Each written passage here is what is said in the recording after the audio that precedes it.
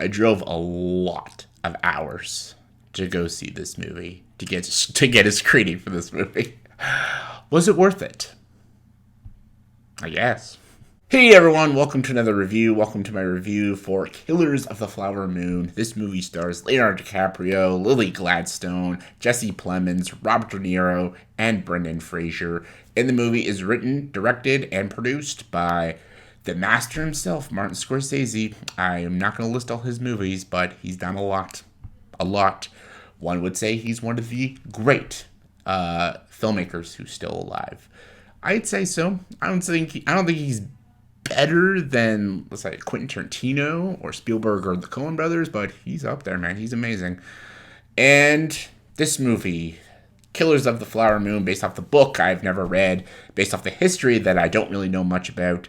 It's about the 1920s of Osage County of Oklahoma. Members of the Osage County Native American tribe have been murdered because oil has struck their land, and the FBI is there to investigate it. Investigate who was involved in this: the people, the police force, government, J. Edgar Hoover, or the Capitol's pigs, a lot of people would say, in this 3.5-hour dramatic thriller, bleak, dark, realistic film on this time of American history. A lot of true things are said in this movie. A lot of brutality in this movie. It's Scorsese doing his thing in a 3.5-hour film.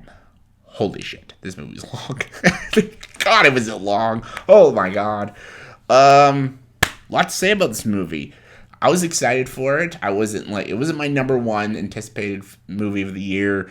But I was excited. I'm always pumped to see a Scorsese film. His last movie, The Irishman, I really dug. I thought it was so fucking good. Really well directed. Another very long movie, but I really, really enjoyed it. And length doesn't bother me, doesn't scare me if it's done properly and it's needed.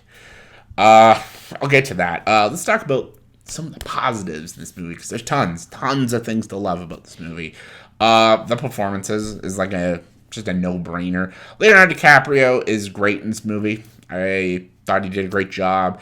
He's always good in a lead role like this. He plays like a character who's like upbeat and high on life, and then turns into this grouchy jackass dude who's just bitter on the world.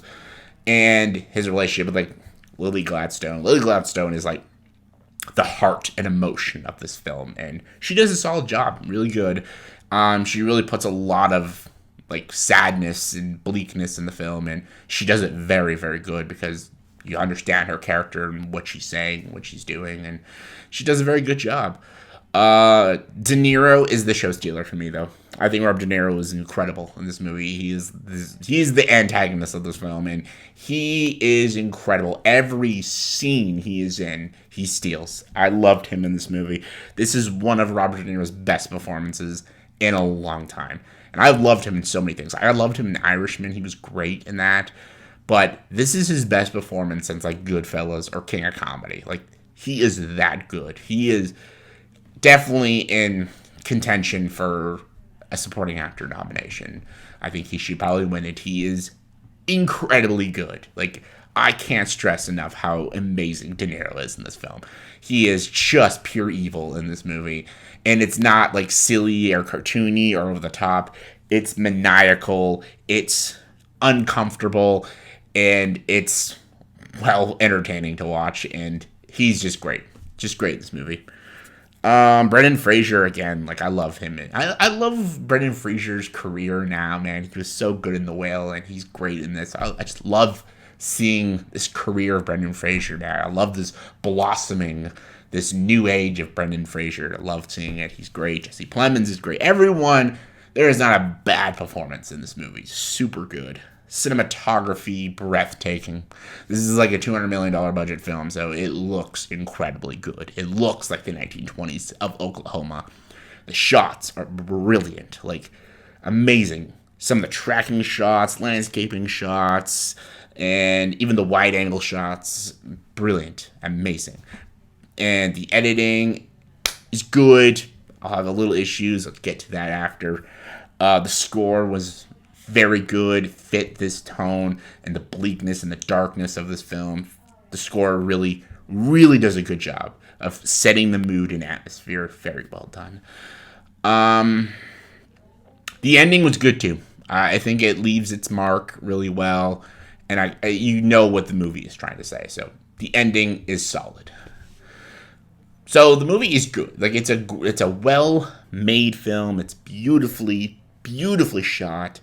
The acting is just so stellar, and it's a well-told story, and it's well written, and you get so invested with all these characters, whether they're likable or not, and just it is a movie you need to see, and you need to watch this movie, especially if you're a Martin Scorsese fan. However, there are issues with this film. It is way too fucking long. And I know Irishman was like 4 hours long, and I love that movie. I think that movie is way miles and miles better than this movie. The Irishman, I still think it was a little too long. I think the movie could have been trimmed like 30 minutes. But still, I love that movie. I loved those characters and that story so much. This one could have been trimmed like an hour and a half. This movie's 3.5 hours. It could have been a 2-hour film, and it could have still been the same. It still could have had the same impact, the same key character moments, key critical scenes. It still could have worked just as well. And I still think it might have actually been better because the pacing and the editing would have been a lot more sharp. But the movie feels long. When you watch it, you feel the length of this movie. And with long movies, that's not a compliment. Like Wolf of Wall Street is 3 hours, and I never feel. I've seen that movie 9 or 10 times, and I never feel the 3 hours of that film. Never once.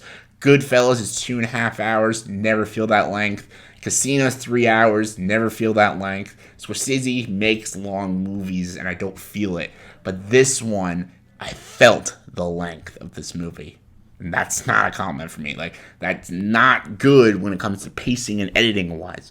I don't want to feel the length. I want to be in the story with these characters in the situations. But I was, every like 45 minutes, I was like, how much is left in this movie? And that's not taking away how much it didn't take away my enjoyment. It just, I don't know, just, it was getting exhausting sometimes. Just saying. Another negative is Leonardo DiCaprio's character is a little confusing sometimes to me. Because there's a lot of things he says and does in this movie is borderline idiotic. He says really dumb shit. And I don't know if that was intentional or not. I don't know. Like, I don't know if they were trying to make him act like a moron, but he does some things in this movie. I'm like, what the hell are you talking about? I don't know. It bothered me. Those moments with Leonardo DiCaprio. And it's not taking away his performance. This is just his character. His acting is great, but his character just says and does things in this movie. I'm just like, huh? Like, what are you talking about? Like, I don't know. And I wish there was just something in this movie I wasn't expecting. I don't know if you guys know what I mean by that. Like, I knew, even, like, I had never read the book or anything, but just from the trailers, I kind of knew what the message of the film would be, and I kind of figured how the film would end, and I kind of figured what the movie was all about. And this is exactly what that was. There was nothing in the movie that felt like, oh, whoa, okay, I didn't see that coming. Or maybe there's like a conversation. I'm like, oh, I'm surprised they're talking about this. This is interesting. Like, there's certain conversations I wanted some characters to talk about, but they never do. And I'm just like, that's a little disappointing. But again, that's just me being overly nitpicky and stuff. But I don't know. There's just some conversations I wanted. But everything I thought the movie would be is exactly what it was. And that's not a big deal, really. I wanted more from it, but it's exactly what I thought it would be. A solid, very long Martin Scorsese movie. And there's nothing wrong with that.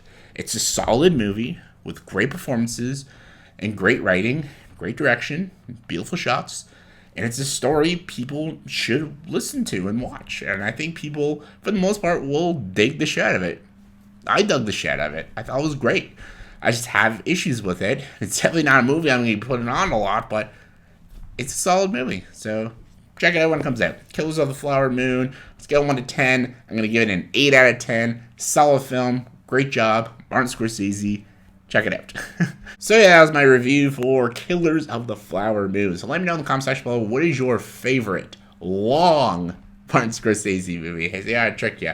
A movie that Martin Scorsese has directed that's over 2.5 hours.